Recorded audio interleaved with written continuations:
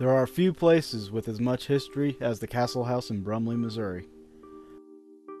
While fascinating in nature, it does not take away the amount of death and despair that this land has seen.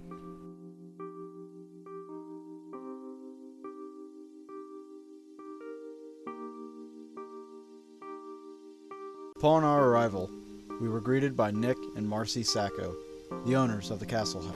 We just started reading, we got on the internet and we researched, we went to the Historical Society, we poured over books and manuscripts and everything, and then we got a package of information sent to us by one of the old family members of the Nichols family, and in it were newspaper stories and biographies written by Dr. Dixon, Dr. Jones, Dr. Jones's wife, and some of his kids that gave us real insight into the daily operation of the house. We began our tour inside the house, which originally was built and used as a doctor's office. Everything in the house was handmade. All the floors are either black walnut, which was locally milled, or oak. The stairway that you see come from London, England. When the doctor and his wife were there, they found this staircase in a house that they absolutely fell in love with. They tracked down the carpenter and they hired him to build a second one, which they brought back and they had it installed here in the house. There's an interesting story though. If you go down the Main Street, there's this crappy old house on Main Street built about 1910 or so. It has this beautiful staircase in it, this just grand staircase. And the story that has been handed down was that Dr. Dixon actually had this staircase built as a servant's stairs. It was supposed to go off of the kitchen. The big staircase was supposed to go in here, but back then things didn't get shipped like they do now, and turned out the servant's stairs showed up a week before the grand staircase did, and the workers put it in not knowing there was another one on the way. Dr. Walter Dixon and his wife Martha completed the two-story house in 1850.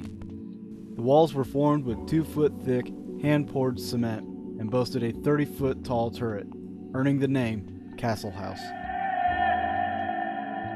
If you look around, you'll notice that some of these little pawn-looking pieces are missing. When the story is that if Dr. Jones or Dr. Dixon had a patient died in the house, they took their pocket knife, they pried one of these off, went into the back field at night, and they buried it. So people come here, they go around, they'll search the entire house, count and see how many are missing, and I think the last count was 28. So the parlor really is not a whole lot to share. I mean, everything is an antique that was donated. Marcy, and I'm telling you this just so, I mean, you guys make your own decisions. We just tell you what happens. Marcy oftentimes has somebody follows her around here, so it sounds like a soldier marching. And she's not scared of it, so it's almost like a bodyguard, but she'll come out of our apartment, she'll go to the bathroom, or she'll walk to the kitchen, and she said she'll hear these footsteps right behind her, following her around the room. So you don't follow me, apparently I'm expendable, but somebody likes the ladies on this level.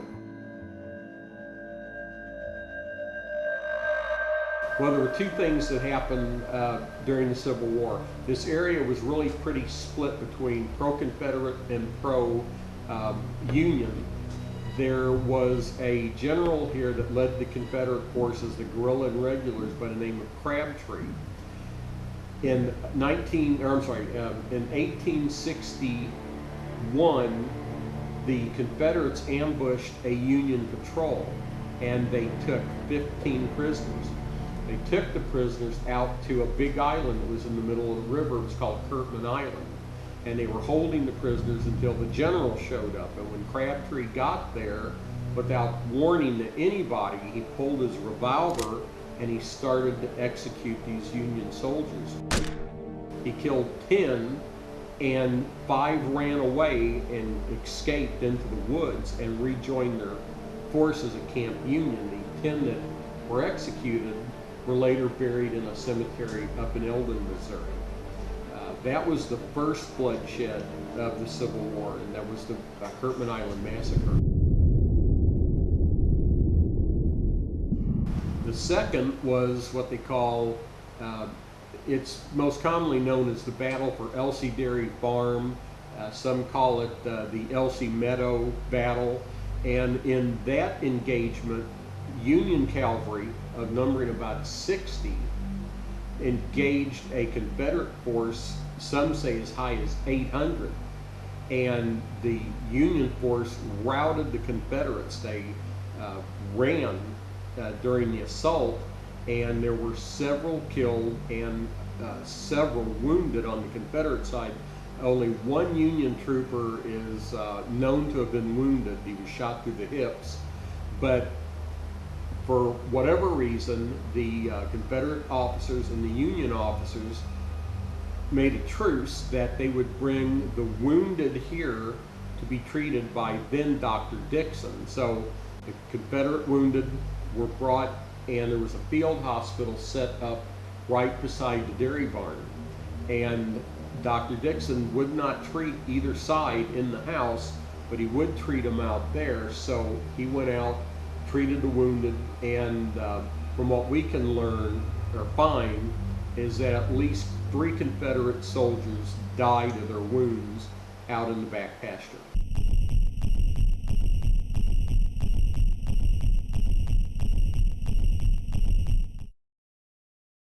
Mrs. Dixon was a huge socialite, and she was known for throwing these grand parties. And in the spring of about 1900, she had this big party planned. If she was doing the party today, the George Clooney's and the Kardashians and everybody would be at it. But back then, she had educators and politicians and business owners and clergy, everybody coming to this big party she had planned. Well, Dr. Dixon had been doing his rounds. He got home, turned the buggy over to the farmhands, came in to talk to her, and he couldn't find her, so he asked the help. The servants, they knew where she was, and they said she was upstairs getting dressed for the party. So he started up the stairs, and when he got to the top, he found her dead laying at the top of the stairs. And they think that she'd had a stroke, and that's where she died at. So she never made her own party. So right after that, not just a few years after, they had turned this into a bedroom. There was a family called the Nichols. He was the postmaster in the town. They took over the house until he lost it back to the bank. And so one of the old newspapers has a story about a man who was sleeping here, woke up, and saw this woman coming down the stairs in a big party dress, and she stopped on the landing and then just disappeared.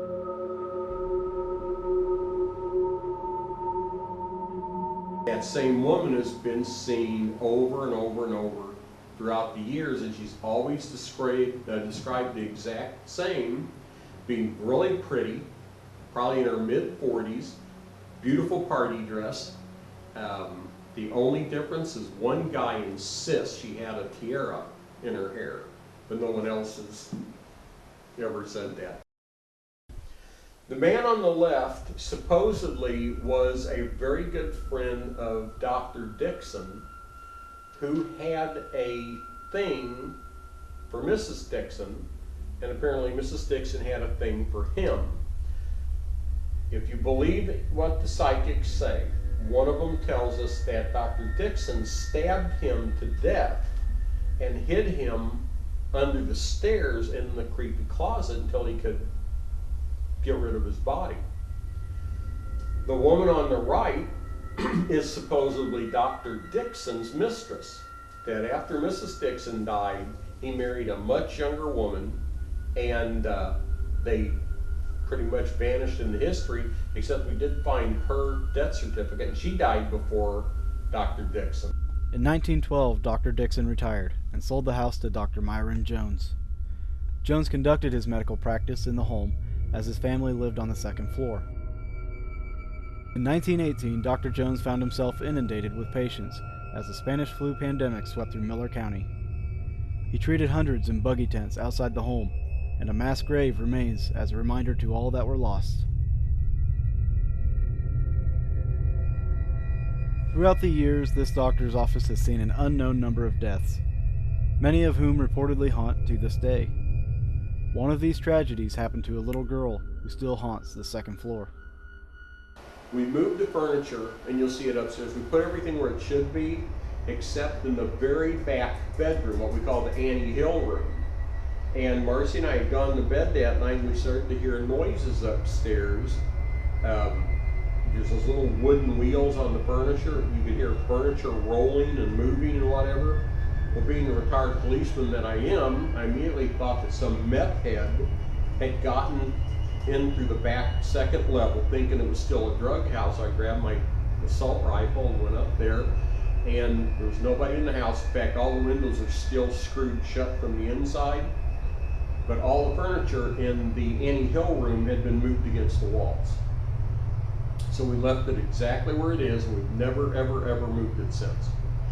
The reason this is named the Annie Hill room is because there was a little girl named Annie Hill back in the 1930s. She was about 8 years old, and it was spring. They actually had a thing called spring cleaning. Everybody had been holed up all winter, and her mom was scrubbing the wood floors with a mixture of soap and hot water and a brick. Well, the water was boiling in the fireplace, and this little girl was running through it playing like, you know, our kids do at that age, and she tripped and fell head first into the fireplace. And they brought her here, and Dr. Jones said she was burned so bad he knew she wasn't going to survive, so he basically told the family, if anybody wants to see her before she dies, you better come now. So Annie Hill died about 3 hours later. So when we have women come up here, lots of times they'll talk about somebody brushing their hair or playing with their hair or tugging on their clothes or on their purse. And again, we revert back to our mediums and our psychics, and they say, well, Annie Hill, she hides in the closets and she loves the crowds and she's attracted to adult women. My name's Dixon. I am with Dreamcatcher Paranormal. I came here about 3 weeks ago to do an investigation here. I am a medium. That means I talk to spirits that have crossed over, any loved ones, spirits that are here in the castle house. I talk to the young boy that is here. Actually, he is 4 years old. Miss Dixon that is here. Can't tell you how old she is. She didn't tell me, but I do know that they are here. My name is Kimberly Jeffries, and I am the president of the fan club of the castle house. I was standing in the kitchen, and behind me I heard a little girl giggle, just a simple little hee-hee behind me. And then I had stepped out on the sleeping porch, and I was getting the dogs back into the house, and I heard a man's voice behind me say, "Yes, come on." It's a very interesting old historical home. It's lovely in and out. Miss Dixon actually talked to me at the stairs where she passed away from a heart attack. She showed me how she fell. She told me she hit her head, which she showed me where she hit her head on the banister. There is marks out here on a wall that the little boy does like to play and draw on the wall. He's about this tall, 3, 4 years old, blonde hair, little pudgy hands. This was upstairs, and me and Marcy noticed some little doodles on the wall in not a certain pattern, and we painted over it. The next day it returned. It just seems like there's a couple more that have appeared since then in the same spot. The little girl, Annie Hill, that was burned in the fire, I'd say she's the one that I heard giggling. The man, I think it's a Civil War soldier that roams the downstairs here. And the drawings on the wall, I think, is a little boy. They're just mass graves that are here. A lot of people are just lost. They need crossed over. There's a lot that need crossed over, but they like it here. They don't want to leave, especially Miss Dixon. This was her home. That's what she still thinks is her home.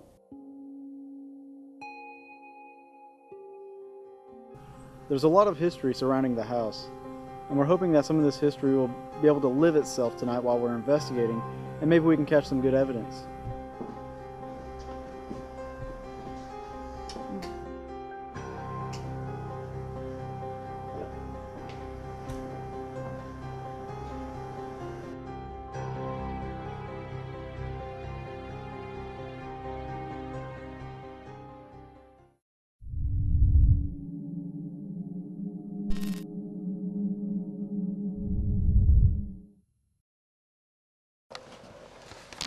Since there was a kid or some doodles that showed up on the wall, we're going to put a piece of paper over it and leave like a pencil. There's a cat running around. We're going to see if anything draws on the wall with this paper over it.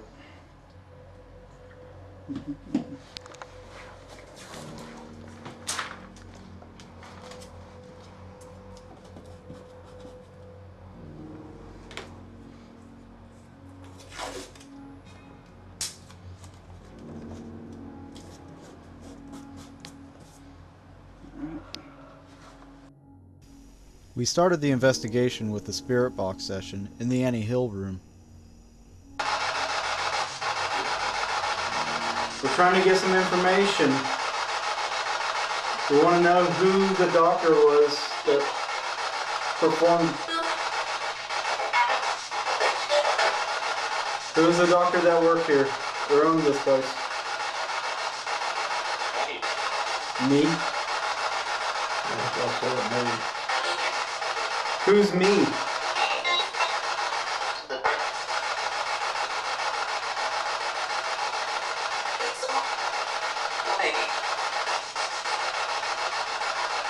Are you a man or a woman?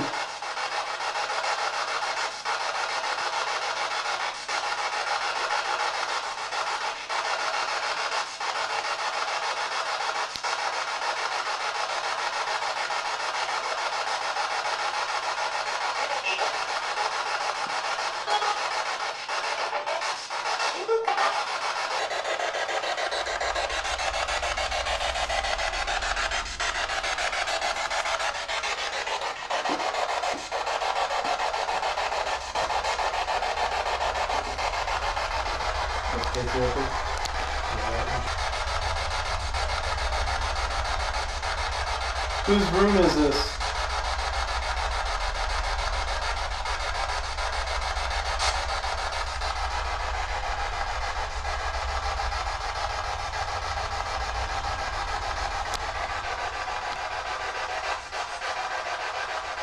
Is there a doctor in the house?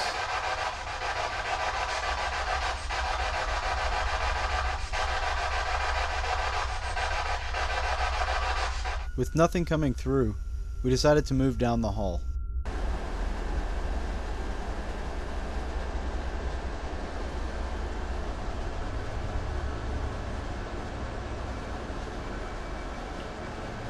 Can you tell us if there was an epidemic and all the families and stuff died and they're buried out in that big mass grave out there? Is that true?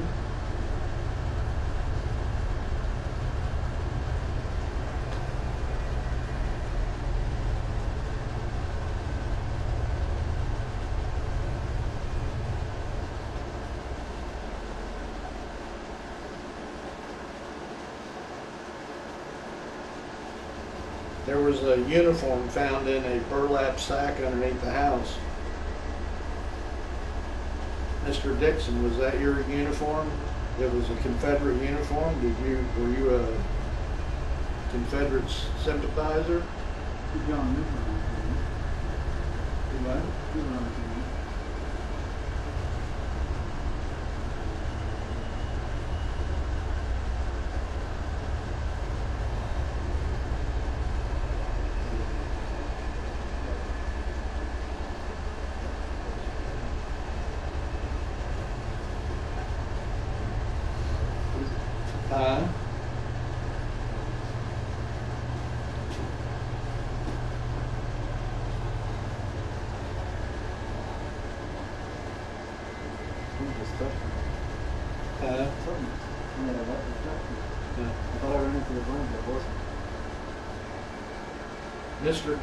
Dr. Dixon, Did you see a lot of patients in this house?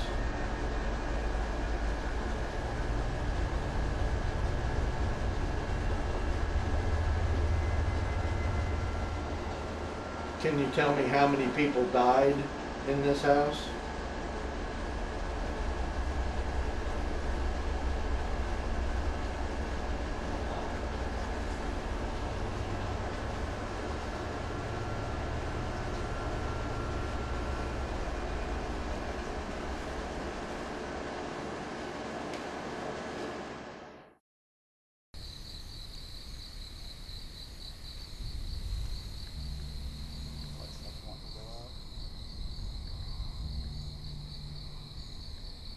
Are there any Confederate soldiers here?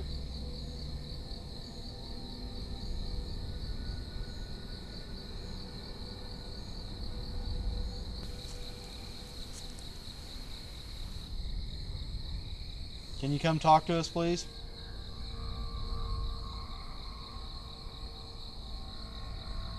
Can somebody come over here and talk to us?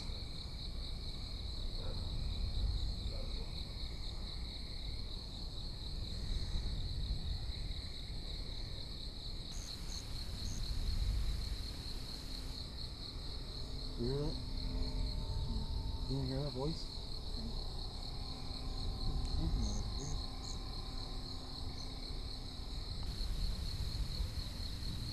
I heard it like it was right over here. And it was a man's voice just saying like a full sentence. Like he was talking to somebody. Can you try to talk to us again?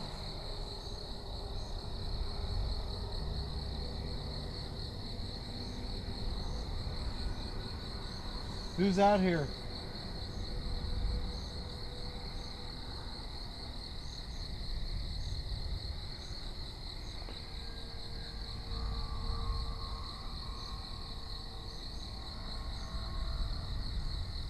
When we were outside in the graveyard, I heard a voice over my shoulder. It was a male voice saying what sounded like a full sentence. And we started hearing some more chatter going on off in the distance and some movement. Do you hear like the twigs breaking and shit back there?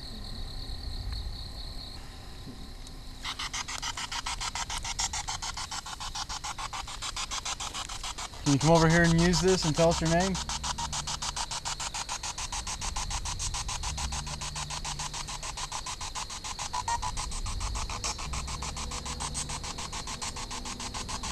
What's your name?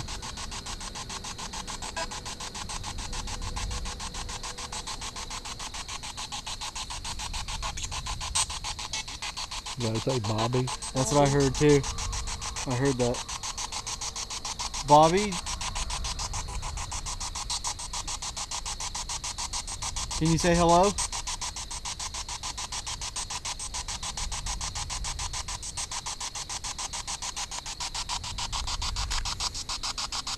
Greetings, Bobby.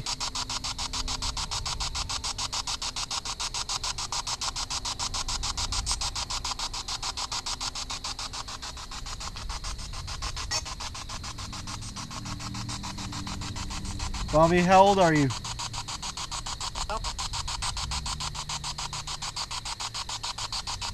Are you guys having anything happen where you are? Yes. Okay, well also over on the mounds, that camera keeps getting really dark and really bright again.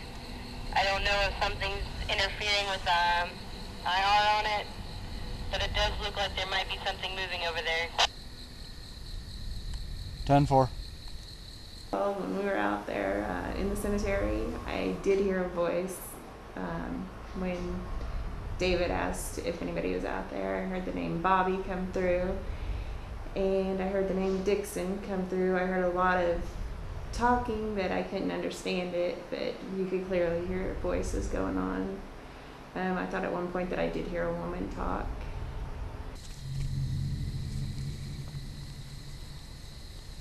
Did they find your grave where you were buried?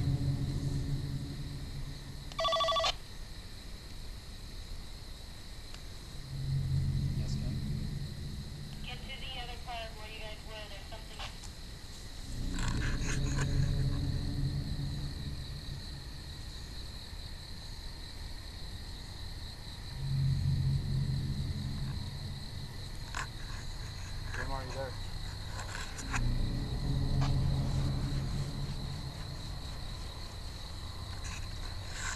Kim?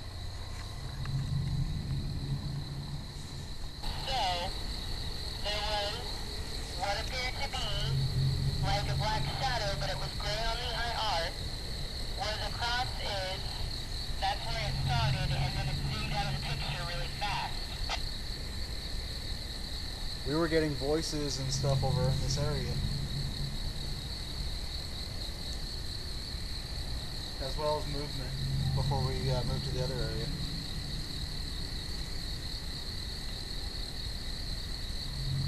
See, I kept thinking I was seeing like something lighter colored out here in the field, but I wasn't sure.